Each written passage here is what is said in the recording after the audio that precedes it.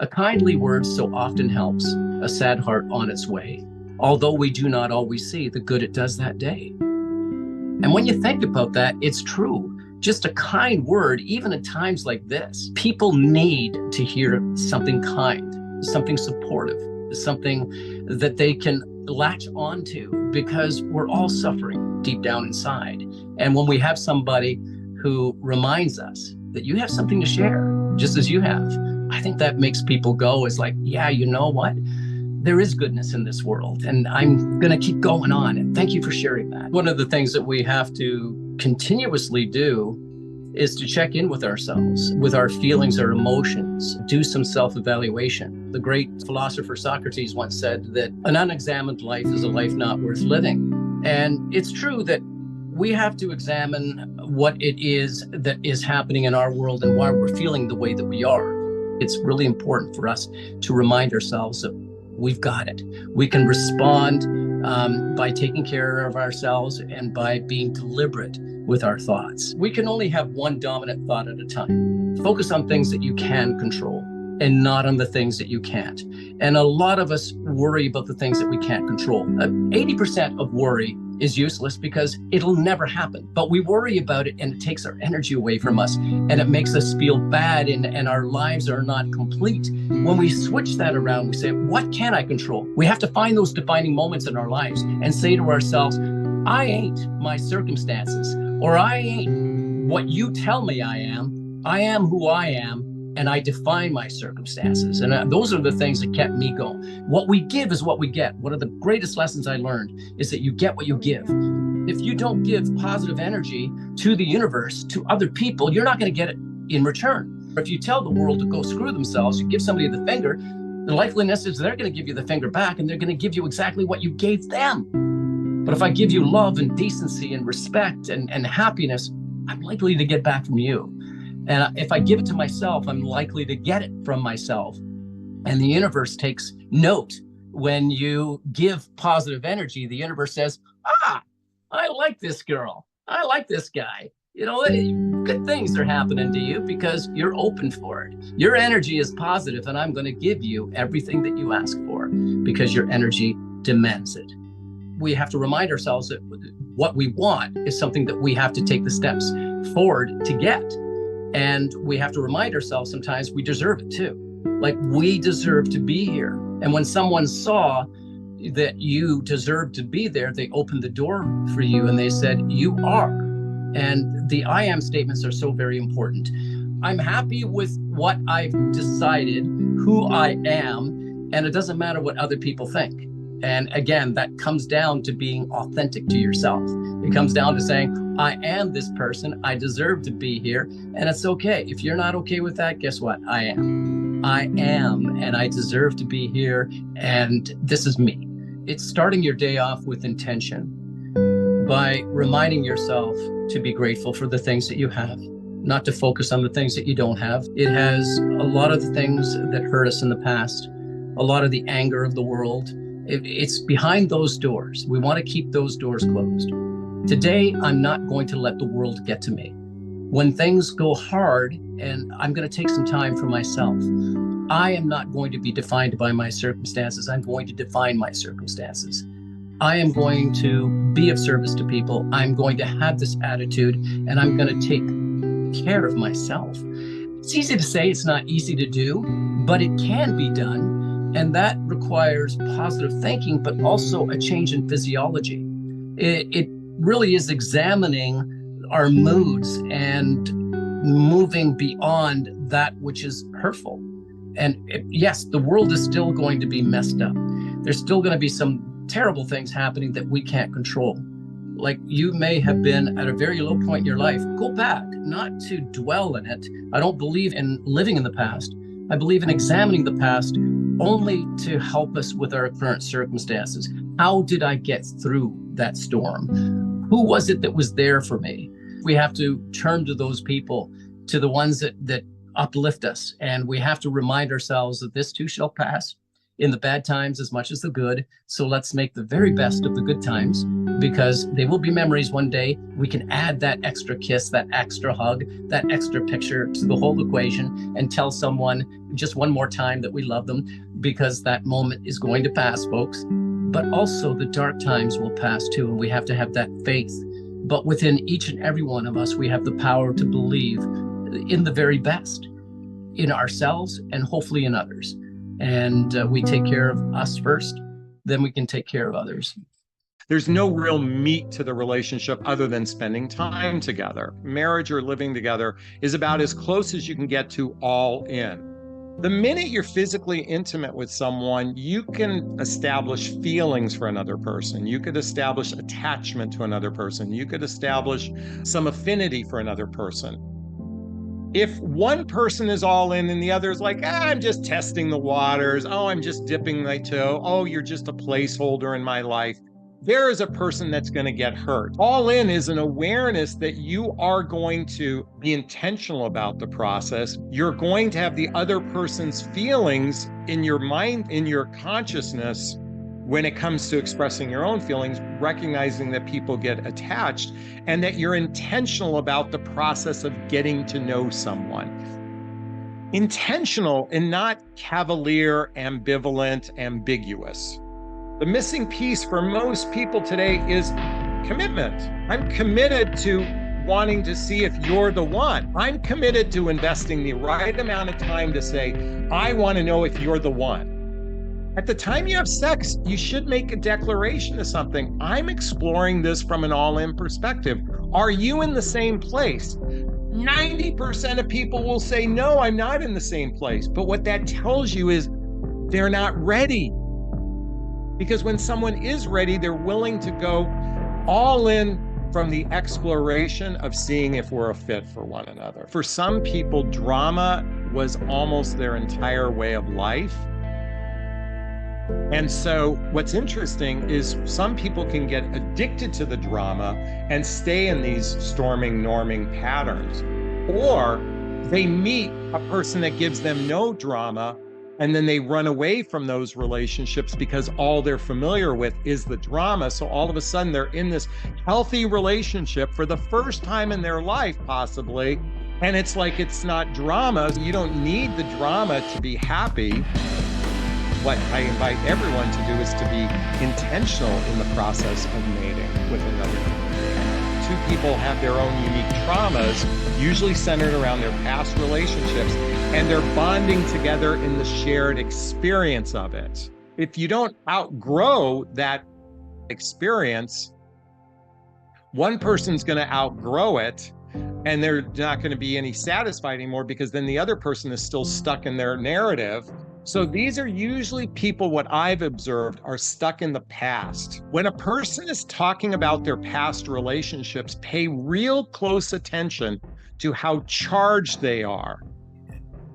When a person is talking so incessantly negative about a person, that's almost like a lightning bolt. Versus someone says, you know what, I wasn't in a really great relationship. She wasn't right for me. I wasn't right for her. We were misaligned with each other. It didn't work out. Almost little or no charge.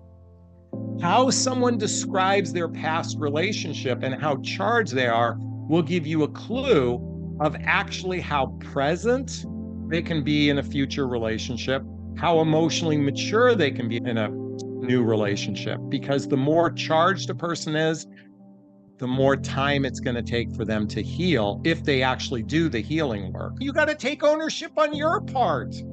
Pointing the finger at the other person, it means you need more healing for yourself. Because when you can take ownership, even if it was 3% of what went wrong, when you can embody that 3% and say, I take full ownership of that, and you're not charged, you're in a great position to be in a healthy relationship if you see something enough to address it sooner rather than later. Secrecy is what destroys relationships. Vulnerability, authenticity, transparency is how you build trust and intimacy with someone. Laying our cards on the table, it's like, look, this is who I am. This is all of my experiences in the past. I think a good indicator of someone's future is how they operated in the past. But also, the alliterations of how you've operated in the past. So when you're first communicating with someone, I think it's important to really establish at least most important criteria is one, a person has a connection with the divine, a connection with source, a connection with something beyond themselves, spirituality, that sort of thing. The second piece is they have a real desire to do personal development work, self-help, spiritual work, grow, heal childhood wounds and traumas. Have that be the questions that you want answered before you even go on a date with someone. And that'll put the odds in, how do they say it in Hunger Games? May the odds forever be in your favor. I've been recently diagnosed with prostate cancer. So now I'm on this mission to learn more about cancer, prostate cancer specifically, all of the ways to treat it allopathically and all of the alternative ways to treat it. And I have been bombarded with a bunch of well-minded people who want to give me information that's all anecdotal. But with regard to who do I listen to, you have to do what I know you're going to shake your head up and down and go, yep. You have to listen to your gut, your intuition, what is resonating with you in your soul, regardless of the influx, the fire hydrant of information that will begin to come at you once you've been given any diagnosis, and all of the people who love you in your life. So I found somebody online. I'm like, ooh, I really like what this guy's saying. This is going to be my source. And whatever else I get on an ancillary level, I'm going to take it with a grain of salt, but let this person guide me through this process that can be very confusing, very scary, and a whole host of other things. So that for me has been really what's been my savior. And that works with everything. I'm like, listen to your gut. You know in your gut what's right. If they get a diagnosis like I have, or anyone that gets a diagnosis, don't let your anxiety dictate your treatment. I have time. I don't need to rush it. And I don't have anxiety about it, so it's not dictating my treatment like somebody else who might hear the cancer word and then suddenly go, ooh, I better do something right away because I'm going to die, right? That's the association that we have. I look great on this magazine cover, but if I were to look inside of me, I don't know if on a cellular level, I look as good as I do on the outside. We don't want people to feel bad. So what are we breeding? We're breeding unhealthy young people who could never even hold themselves on those poles, let alone take one out and move it into the next hole and make their way up this thing. I always keep this analogy. If there were a zombie apocalypse right now, and there were 3 of us in this room, and I was me and one guy was, and the 2 other guys were the average guy in America, right? 3/4 of American men are not, they're morbidly obese. Right? They're obese. If there were a zombie apocalypse, I wouldn't get eaten. I would be gone. I could jump that fence, run up that hill, throw some rocks, do things to evade this attack when the other 2 guys would be literally getting eaten by the zombies because they weren't fit enough to get the F out of there. We are a byproduct today of the last 10 years of our life. So whatever you're experiencing today in your life is not because of what you did yesterday. It's a byproduct of collectively everything that you've experienced and done to yourself over the last 10 years. So getting on the next keto diet or throwing stuff at a wall and expecting it to stick without knowing really what's going on in your body is just another waste of your time. When people say, what do I do or how do I do this? The answer is it's within you. It's within you. It's always been within you. And when you understand that looking to an outside source, like a diet or a trainer or something like that, maybe within you, you realize you need a trainer, you realize you need a coach, you realize you need the accountability or whatever it is. So that came from within you because there was a desire within you. There was a need within you. There was a reason, there was a hope, there was all of these things that are within you. And too often we look outside of ourselves when all we need to do is look in. And what I tell people all the time is go look in the mirror. You know, there's a scripture in the Bible that says the eyes are the window to the soul. And I love that because you're looking back at yourself. And if you cannot go into a mirror today and say, I love you. I love me some me, believe it. Like that is my thing. I shared that before in the DR. And people will look at me and go, oh, who do you think you are? I think I'm a person who understands the value that I bring in loving myself as much as I do first. Gives me the ability to love people on a level that would not be available to me if I didn't have that self-respect and that self-appreciation and love. In the moment you give authentically, all the pain and suffering disappears. And when you feel better, that gives you hope and that gives you light, and the darkness seems to disappear. So whatever you're going through, just give right now, whatever it is, a smile, a thank you, but call a friend, do something for others, give. What can I do to make you feel more loved? What else can I do? And go deeper. What can I do to make you feel more respected? What else can I do? What else can I do? There's two subjects I keep away from: religion and politics. But if someone's very political and someone's very religious, you need to address that. If we get married and we have kids, how are we going to bring up the kids? What are your thoughts on religion? What are your thoughts on this? What are your thoughts on that? And they're important discussions, especially if you have a mixed religious relationship.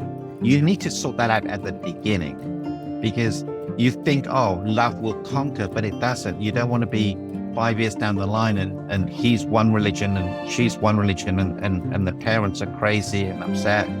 You don't want that. Have the big stuff handled at the beginning, because if you don't, it's going to be such a difficult situation later on. Communication is the key. It's not what you say, it's how you say it. When you ask these questions, do it from a place of love with pure intent. The most important part of a race is not the start, it's the finish. How are you going to finish the rest of your life? Are you going to have this most amazing relationship, or are you not? Are you going to hold on to all the pain and suffering and not forgive? And that's another big point, is about forgiveness. Forgiveness is the express pathway to freedom.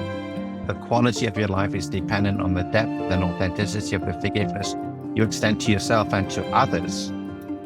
And it's such a big thing, because if you're not going to forgive, you're going to bring that into your next relationship and it's going to hurt. There's no rush, there's no way to get to. Work on yourself, and I promise you, things will change for you, to you, and that you get to lead this beautiful life. Ask yourself, what do I need to do? Do I need to give? Do I need to grow? What do I need to be grateful for? They're the three things you need to do to raise your score. Give, grow, or be grateful. So that's where awareness comes in. Awareness gives you clarity. Clarity gives you focus. Focus gives you action. And action gives you results, which gives you momentum, which gives you everything. You cannot be happy. You cannot be in love. You cannot be successful without awareness. So if you master the awareness, you can show up differently. You can be instead of do, and then you can have that self-confidence and say no to people without fear of doing the wrong thing or missing out. And then that allows someone to come into your life. And an awareness is an observation, not being emotional, not being attached, not being reactive. You have to be patient. Infinite patience produces immediate results. If you know that you're going to meet your compatible partner, be patient now, because it will happen. Don't take the wrong bus. Ladies and gentlemen, I'm telling you this straight right now. Your life can change in minutes. All you have to do is be ready. Let go, because if you don't let go, you're going to be holding on, and it's going to be so painful. Just one sentence from one person can change your life completely. And there's one sentence that changed my life, and this is what I'm going to share with you right now. Be so amazing that you cannot be ignored. And if you are ignored, it doesn't matter, because how you show up on this planet will be a magnificent soul. This one sentence changed my life. So today, just be so amazing, be so giving, be so grateful, be growing. And the compounding effect of that over a month, a year, 10 years, 50 years will be incredible.